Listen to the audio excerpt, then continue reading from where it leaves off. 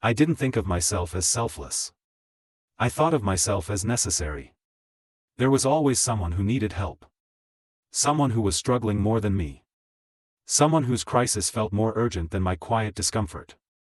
I learned early that being the strong one made life simpler. People relied on you, trusted you, stopped asking questions. So I became that person. The one who shows up. The one who listens. The one who fixes things. At first, it felt meaningful. Purposeful. Almost honorable. I told myself I was building something important, a life defined by usefulness, reliability, being there when it mattered. I didn't realize how easily usefulness replaces identity. I remember the first time I felt it, the imbalance. Someone was thanking me for helping them through something heavy, something painful, something that had nothing to do with me. I smiled, said the right things, accepted their gratitude. And then I went home and felt empty. Not tired. Empty. I told myself it was normal. Emotional labor takes energy. Compassion has a cost. I was just drained. That explanation worked, for a while. So I kept going. Whenever something in my own life felt uncomfortable, I redirected my attention outward. Helping others gave me relief from my own unanswered questions. As long as I was needed somewhere else, I didn't have to ask myself what I needed. That became my coping mechanism. I didn't ignore my problems. I postponed them by prioritizing everyone else's. People started coming to me automatically. Advice. Support. Presence. I rarely said no, not because I was afraid, but because saying yes made me feel valuable. Needed people don't feel lost. Or so I thought. Over time, my days filled with other people's lives. Their emergencies. Their emotions. Their decisions. I became deeply involved in everything, except myself. I stopped noticing how rarely I talked about my own fears. How quickly I dismissed my own exhaustion. How I framed my life as fine, simply because it wasn't falling apart. Nothing forced me to stop. That's the dangerous part. A life built around helping others can run forever without asking whether you're alive inside it. I noticed how often I said things like, "I'll deal with it later," or, "It's not that important," when it came to my own feelings. I meant it at the time. Other people's pain always felt more real than mine. But mine didn't go away. It just waited. I remember one night, sitting alone, replaying the day in my head, all the conversations, all the support I had given, all the problems I had helped solve. On paper, it was a good day. Inside, I felt nothing. That scared me.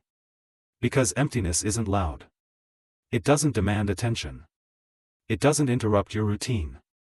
It just grows quietly while you stay busy. I began to realize something uncomfortable. Helping others had become a way to avoid my own life. As long as I was indispensable somewhere else, I didn't have to confront the parts of me that felt unfinished, uncertain, or afraid. I wasn't saving people out of pure generosity. I was hiding. Hiding from questions I didn't know how to answer. Hiding from choices I didn't want to make. Hiding from the realization that my own life felt strangely untouched. The moment of clarity didn't come during a crisis. It came during silence. A rare evening when no one called. No one needed anything. No problem required my attention. I sat there, waiting for the next interruption, and none came. That's when it hit me, if no one needed me right now, who was I supposed to be? I didn't know. And that terrified me more than being overwhelmed ever had. Because it meant I had built my entire sense of worth around being useful, not around being alive. I had been saving everyone else so efficiently that I hadn't noticed something essential: no one was saving me. And I didn't know how to start. The realization didn't make me stop. It made me function better. That's what scares me the most when I look back. I knew something was wrong, and instead of changing, I optimized. I became more efficient at being needed. I managed my energy better, scheduled my availability, learned how to listen without breaking down. From the outside, it looked like growth. Inside, it was survival. I told myself that everyone feels tired sometimes. That adulthood is about responsibility, not fulfillment. That meaning comes from sacrifice. I had all the right explanations, and they were convincing enough to keep me moving. So I stayed. I stayed when I was exhausted. I stayed when I felt invisible in my own life. I stayed because leaving felt selfish, dramatic, unnecessary. And because staying felt normal. There's a quiet danger in lives that don't fall apart. When nothing is actively burning, you don't feel justified in escaping. You tell yourself it would be irresponsible to complain. Ungrateful to want more. I learned how to minimize myself politely. When someone asked how I was, I answered automatically, fine. Busy, but fine. That sentence became a shield. It closed conversations before they could reach anything real. Over time, I stopped expecting anyone to ask deeper questions. I had trained them not to. The breaking point wasn't a collapse. It was numbness. I noticed it in small ways. Music I used to love sounded flat. Achievements felt procedural. Even rest felt like another task to complete efficiently so I could return to being useful. I wasn't sad. I was hollow. That's when resentment started creeping in, quiet, ashamed resentment. Not toward the people I helped, but toward the role I had accepted without ever negotiating its cost. I caught myself thinking things I didn't like. Why does everyone get to fall apart except me? Why is my pain always optional? Why do I feel guilty for wanting something that doesn't serve anyone else? Those thoughts scared me, so I buried them under more responsibility. But buried things don't disappear. They wait. I began to see how conditional my worth had become. When I was helpful, I felt visible. When I wasn't, I felt irrelevant. That realization hurt because it meant I had participated in my own erasure. I had taught people how to treat me. I had taught myself that my needs were negotiable, secondary, flexible, while everyone else's were urgent and fixed. That's not generosity. That's self-abandonment with good manners. The moral dilemma became unavoidable then. Do you continue being the person everyone relies on, even if it costs you your inner life, because at least you know who you are in that role? Or do you risk disappointing people, losing connection, and facing yourself without the armor of usefulness? Choosing others felt noble. Choosing myself felt terrifying. Because I didn't know who I was without being needed. I imagined stepping back, saying no, being less available, prioritizing something that had nothing to do with helping anyone. The image filled me with anxiety. Who would I be then? What would justify my place in the world? That question haunted me. I realized I didn't know how to exist without earning my worth daily. I didn't know how to rest without guilt. I didn't know how to want something just because I wanted it. And that ignorance wasn't accidental. It was learned. Slowly. Repeatedly. Over years of choosing the role that made me acceptable over the life that made me real. The truth was painful but clear. I wasn't staying because others needed me. I was staying because I didn't know how to leave without losing myself, because I had never learned who I was beyond service. That night, sitting alone with that thought, I understood something that changed everything. If I keep living this way, nothing dramatic will happen. No collapse. No explosion. Just a quiet, complete disappearance, lived out in other people's emergencies. And no one would ever call it tragedy. They would call it reliability. I thought choosing myself would feel like relief. It didn't. It felt like guilt. Heavy, suffocating guilt, the kind that doesn't accuse you of doing something wrong, but of being wrong. The kind that whispers that you're abandoning people, responsibilities, even a version of yourself that everyone else seems to value. I didn't wake up one day and decide to stop saving everyone. I hesitated. For a long time. Because when you've built your entire identity around being needed, stepping back feels like erasing yourself. If you're no longer the reliable one, the strong one, the fixer, what's left? I found out slowly. It started with one small refusal.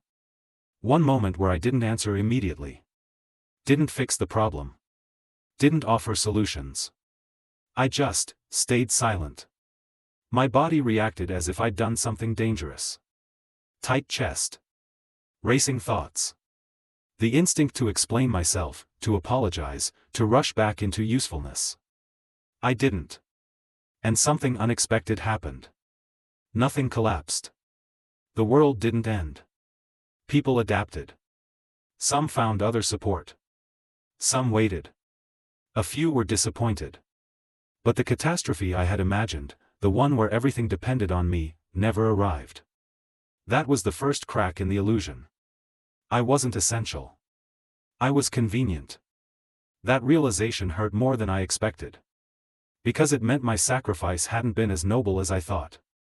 Some of it had been fear of being irrelevant, fear of being alone with myself, fear of discovering that without constant giving, I didn't know who I was. As I pulled back, the silence became louder. Without emergencies to manage, I had to face the emptiness I had been avoiding. There was no one else's pain to focus on, no urgent problem to justify my exhaustion. Just me. And a life that felt strangely underdeveloped. I didn't suddenly discover passions or clarity. What I found first was grief. Grief for the years I had spent being functional instead of present. Grief for how thoroughly I had postponed my own becoming. I understood then that no one had forced me into this role. I had chosen it, again and again, because it made me safe. Safe from rejection. Safe from failure. Safe from asking myself uncomfortable questions. Being needed had protected me from having to decide what I wanted. Stepping away didn't make me happier right away. It made me honest. I started noticing how often I felt the urge to justify my existence. How deeply the belief ran that rest had to be earned, that desire had to be useful, that my worth depended on output. Unlearning that was painful. I disappointed people. Some relationships changed. A few faded. Others revealed something uncomfortable. They only worked when I was constantly available, endlessly giving, quietly disappearing. Letting those go felt like betrayal. But staying would have been worse. I learned that you can love people deeply and still refuse to disappear for them. That responsibility without boundaries isn't virtue, it's self-erasure disguised as kindness. Slowly, my life began to take a different shape. Not dramatic. Not glamorous. Just quieter. I had time to feel things without immediately fixing them. Space to want something without explaining how it benefited anyone else. Permission to rest without preparing an excuse. For the first time, my life wasn't organized around emergencies. It was organized around presence. And presence changed everything. I still help people. But I don't use helping to avoid myself anymore. I still care. But I don't trade my inner life for approval. If you're listening to this and you recognize yourself, the one who's always there, always strong, always holding things together, I want to tell you something gently, without judgment. Being needed is not the same as being known. And a life spent only supporting others can look meaningful while slowly hollowing you out. No one came to save me from that. I had to stop volunteering for my own disappearance. I was busy saving everyone else. And in doing so, I almost lost the only person whose life I was actually responsible for. My own. Choosing myself didn't make me selfish. It made me real. And even now, with guilt that hasn't fully faded, with regret for time I can't reclaim, with uncertainty that still scares me, I know this: I am no longer invisible in my own life. I'm not waiting to be needed to feel worthy. I'm here. And this time, I'm not saving myself for later.